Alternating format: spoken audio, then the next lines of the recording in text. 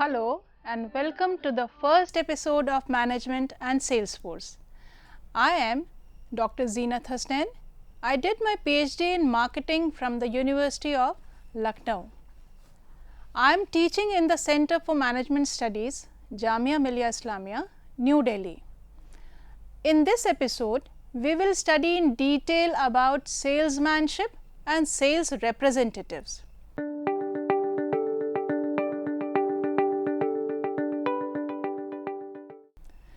The origin of salesmanship is as old as mankind.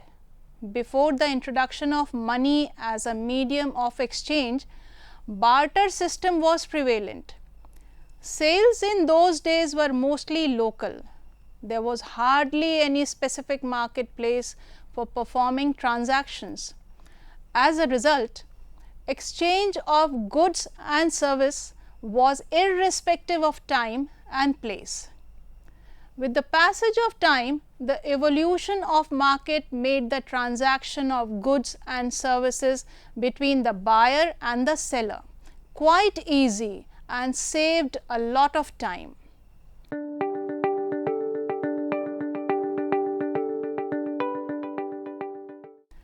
Salesmanship in olden days. Most of the commodities in those days were sold in small general stores. There were also a few traveling salesmen. Advertising and publicity was rare. Interior display of the shops, window and counter displays of stores were in its crudest form.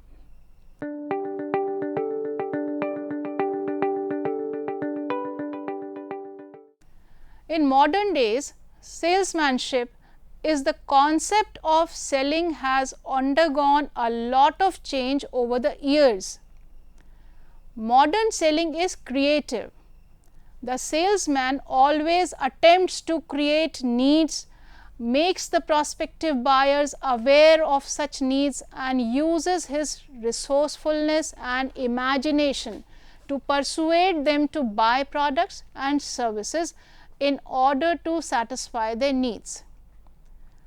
A modern day sale does not mean simply to get rid of the product or services. Salesmanship is not an effort to sell.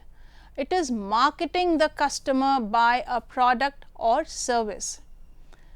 It is necessarily an act of assisting the customers to buy wisely and be benefited out of purchase so made. The modern day salesmanship is more of a skill or an art of persuading the consumers to achieve favorable results in the form of sales. Robert Louis Stevenson observed that everyone lives by selling something. US firms spend over $140 million annually on personal selling, more than they paid on any other promotional method.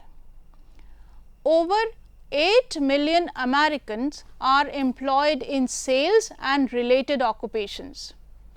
Sales force are found in profit as well as in non-profit organization, we say NGOs. There are some definitions given by some authors.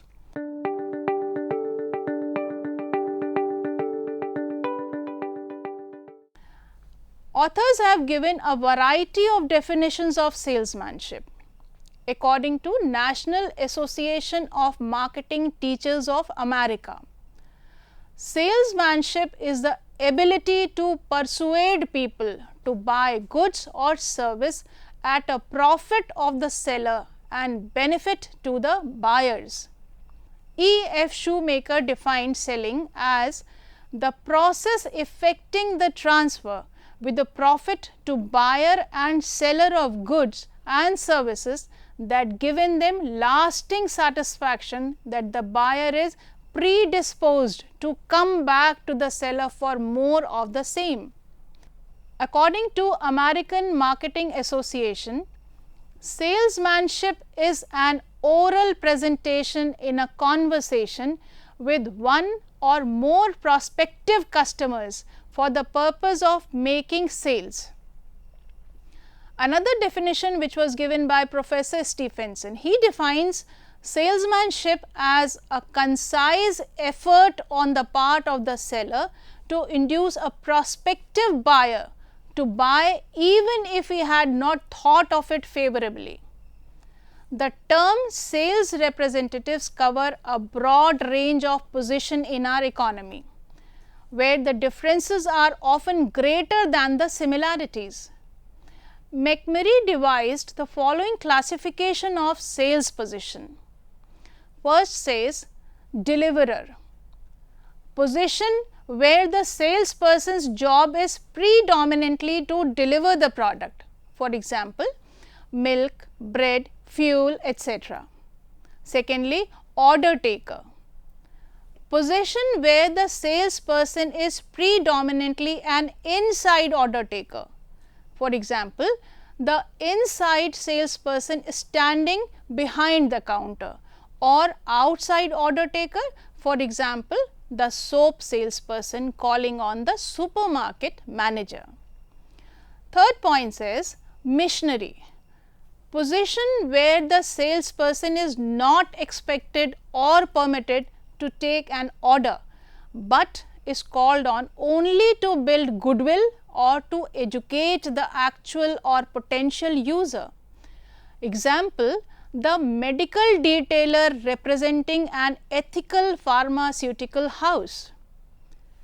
D point says technician, position where the major emphasis is placed on technical knowledge. For example, the engineering salesperson who is primarily a consultant to the client companies. Next point says demand creator, position that demand the creative sale of tangible products.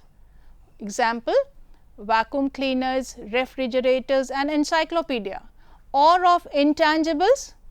Again example, insurance, advertising services or education. The positions range from the least to the most creating types of selling. The first jobs call for servicing account and taking new orders, while the latter require seeking prospects and influencing them to buy. Our discussion will focus on the more creative types of selling.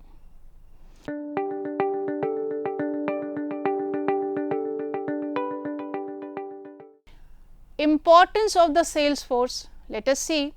Salesmanship plays a vital and significant role in the process of maintaining the link between the manufacturers, sellers and the consumers. Successful and profitable operations of the business enterprises depend to a great extent on such a connection. In the earlier days, manufacturing activities were undertaken relatively on a small scale, and accordingly distribution network was spread over a small area. High demand and less supply. This situation was quite convenient to the manufacturers to sell their products. After Industrial Revolution, production activities started being undertaken on a fairly large scale, and mostly in anticipation of demand. Greater efforts became essential on the part of the sellers to create demand.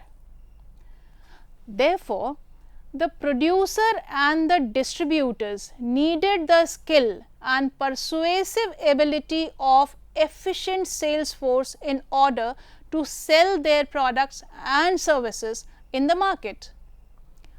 In fact, without modern salesmanship and publicity, distribution of product and services in today's competitive as well as ever expanding market is impossible. Today, salesmanship hold a key position in the business world of manufacturing and distribution. It is very well accepted today that salesmanship is an essential service and is of prime importance in the modern business world. One can easily accept and examine the utility of salesmanship to producers, society, consumers, government and the salesman himself. The following 3 points can discuss each one of them. First says producers and manufacturers. Second point says society, and third, the last one says salesman himself. Producers and manufacturers. In earlier days, goods were mostly manufactured whenever orders were placed for them. In anticipation of demand, manufacturing was a rare phenomenon during earlier days. The process of selling was quite easy. Efficient salesmen were able to sell whatever the producers produce. In a competitive market, they help the manufacturers to continue and expand production. In this way, producers or manufacturers were significantly benefited by salesmanship in an economy. Let us see about society. Salesmanship play an important role to the society in a number of persons in the society enjoy the benefits arising out of salesmanship. The sales force of an organization always contributes to increased sales as well as profit. A portion of such profit is distributed among shareholders and employees in the form of dividends and wages respectively. Thereby, per capita income increases and simultaneously living standard of the people. Salesmanship enriches the life of society. Through persuasive techniques of salesman, we have started using many items like air conditioners, washing machines, refrigerators, vacuum cleaners, etc. In earlier days, these products were considered luxuries, but nowadays they have become a necessity in our daily life gradually. Thus, salesmanship has helped in raising the standard of life of the people in society. Let us see about the salesman himself. Salesmanship is now seen as a lucrative job or career and an attractive source of employment. Salesmen are highly paid these days.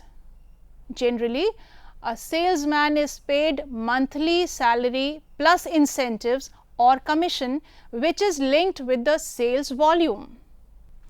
A traveling salesman enjoys the opportunity of visiting a number of places and meeting different people. Such exposure of the outside world results in developing one's personality.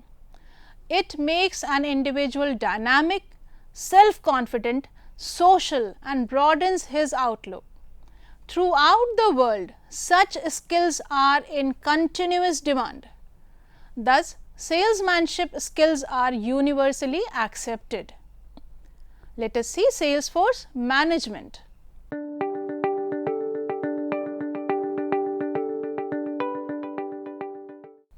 While managing the sales force, we have to examine 3 major questions related to the sales force. First question says, what decisions do companies make in designing a sales force? Second question, how can the planned sales force be implemented and manage. Last question says, what tools can the sales force use to improve its sales effectiveness? Let us see designing the sales force. Sales representative serves as the company's personal link to the customers. So, the companies need to give its deepest thought to issues in sales force design. Namely, point wise we will discuss here. First point says developing sales force objectives. Secondly, strategy. Third, structure. Fourth says size, and lastly, compensation.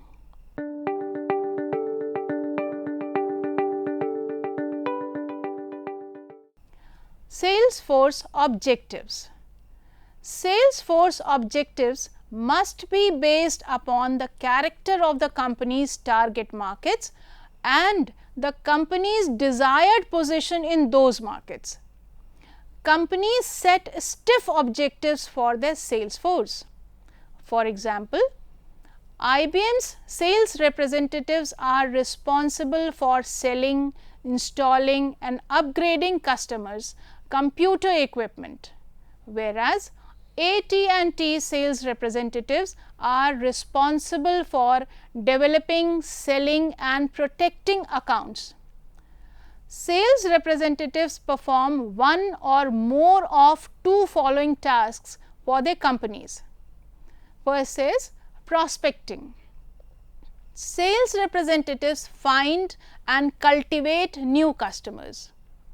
Second says targeting. Sales representatives decide how to allocate their scarce time among prospects and customers. Next says communicating.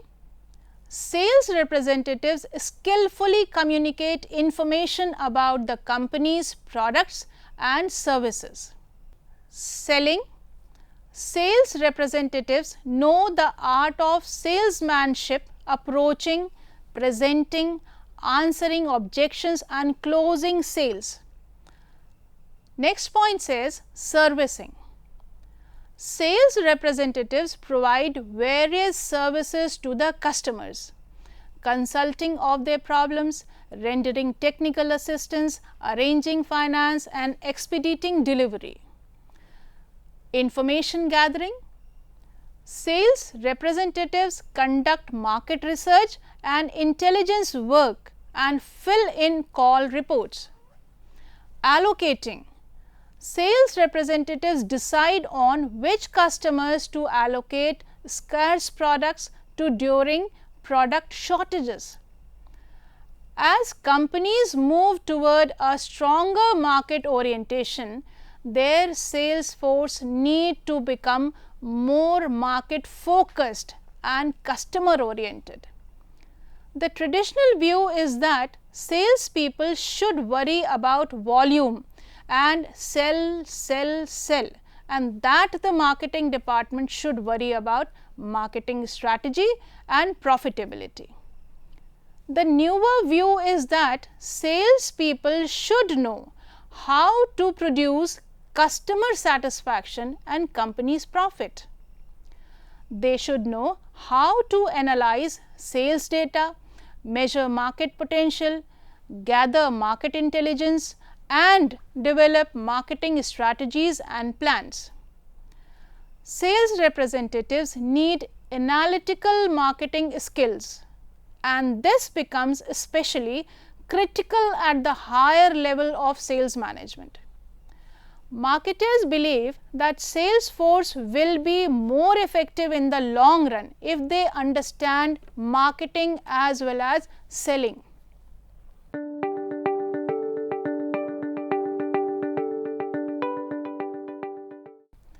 Sales force strategy. Companies compete with other companies to get order from customers. They must deploy their sales forces strategically so that they call on the right customers at the right time and in the right way. Sales representatives work with customers in several ways. They are sales representatives to buyers. A sales representative discusses issues with a prospects or customer in person or over the phone. Sales representatives to buyer group. A sales representative gets to know as many members of the buyer group as possible. Sales team to buyer group. A company sales team works too closely with the members of the customer's buying group. Conference selling. The sales representative brings company resource people to discuss a major problem or opportunity. Seminar selling. What is this? A company conducts an educational seminar for the customer company about state-of-the-art developments. Thus, today's sales personnel often acts as the account manager who arranges contacts between various people in the buying and selling organizations. Selling increasingly calls for teamwork, requiring the support of other personnel such as top management who was increasingly involved in the sales process, especially when national accounts of major sales are at stake.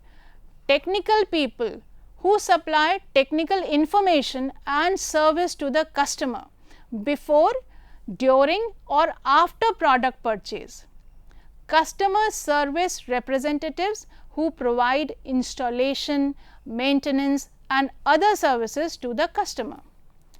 And an office staff consisting of sales analysis, order expeditors and secretaries.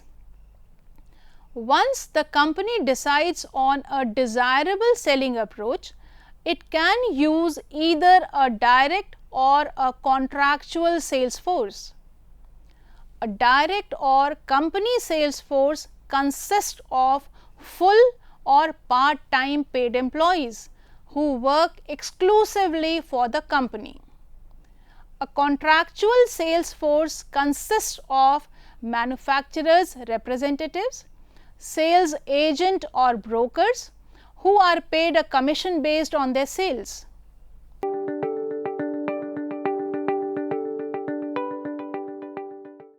Let us see sales force structure. The sales force strategy will have implications for structuring the sales force. If the company sells one product line to one end using industry with customers in many locations, the company would use a territorial sales force structure.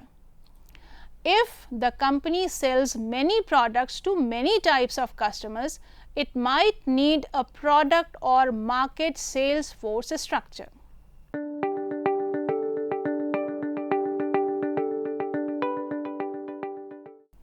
There are some alternative structures for the sales force. Let us see that.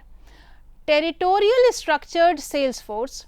In this, in the simplest sales organization, each sales representative is assigned an exclusive territory in which to represent the company's full line. This sales structure has a number of advantages, and they are: firstly, it results in a clear definition of the salesperson's responsibilities. As the only salesperson working the territory, he or she bears the credit or blame for area sales to the extent that personal selling effort makes a difference. Second says, territorial responsibility increases the sales representative's incentive to cultivate local business and personal ties. These ties contribute to the sales representative's selling effectiveness and personal life. Thirdly, travel expenses are relatively small since each sales representative travels within a small geographical area. Territorial sales organization is often supported by many levels of sales management positions. Each higher level sales manager takes on increasing marketing and administrative work in relation to the time available for selling. In fact, sales managers are paid for their management skills rather than their selling skills. The new sales trainee, in looking ahead, can expect to become a sales representative and then a district manager, and depending on his or her ability and motivation may move to higher levels of sales or general management. In designing territories, the company seeks certain territorial characteristics. The territories are easy to administer. Their sales potential is easy to estimate. They reduce total time and they provide a sufficient and equitable workload and sales potential for each sales representative. These characteristics are achieved through deciding on territory size and shape.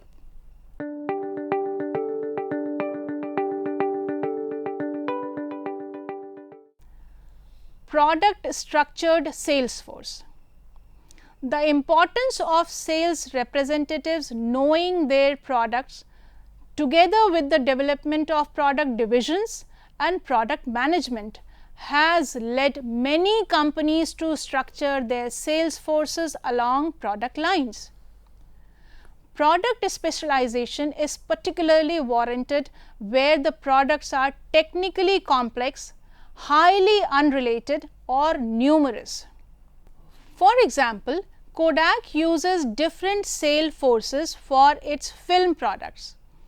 The film product sales force deals with simple products that are intensively distributed, while the industrial product sales force deals with complex products that require technical understanding.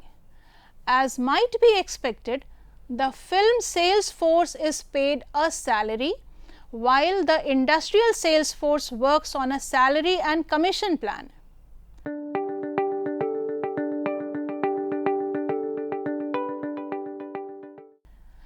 Market structured sales force.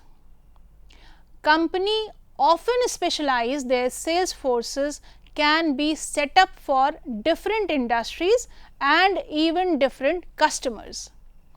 For example, IBM set up a sales office for finance and brokerage customers in New York, another for General Motors in Detroit, and still another for Ford in nearby Dearborn, and so on.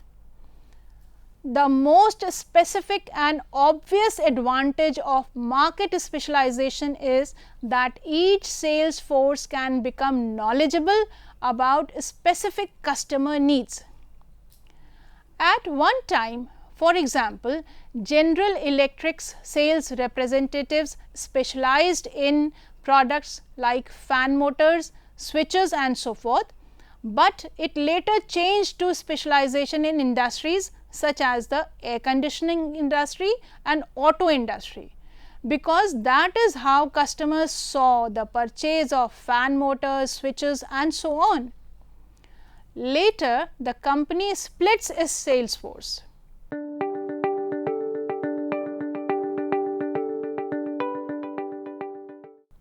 Let us see the complex sales force structure.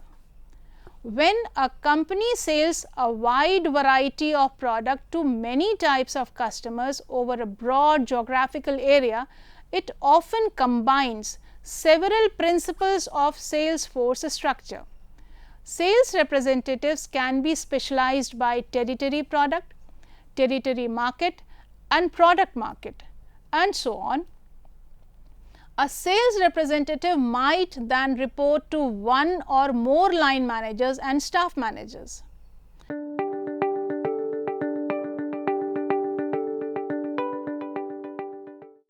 Sales force size.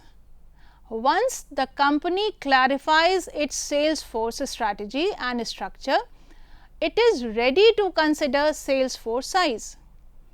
Sales representatives are one of the company's most productive and expensive assets. Increasing their number will increase both sales and costs. Once the company establishes the number of customers it wants to reach, it can use a work land approach to establish sales force size. This method consists of the following steps. They are: first is, customers are grouped into size classes according to their annual sales volume. Secondly, the desirable call frequencies, number of sales calls on an account per year, are established for each class. Next is, the number of accounts in each size class is multiplied by the corresponding call frequency to arrive at the total workload for the country in sales calls per year. Again, next point says, the average number of class a sales representative can make per year is determined.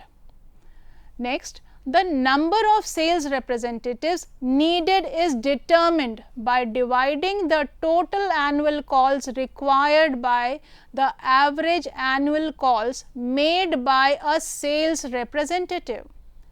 Suppose the company estimates that there are 1000 A accounts and 2000 B accounts required in the nation, and A accounts requires 36 calls a year and B accounts 12 calls a year.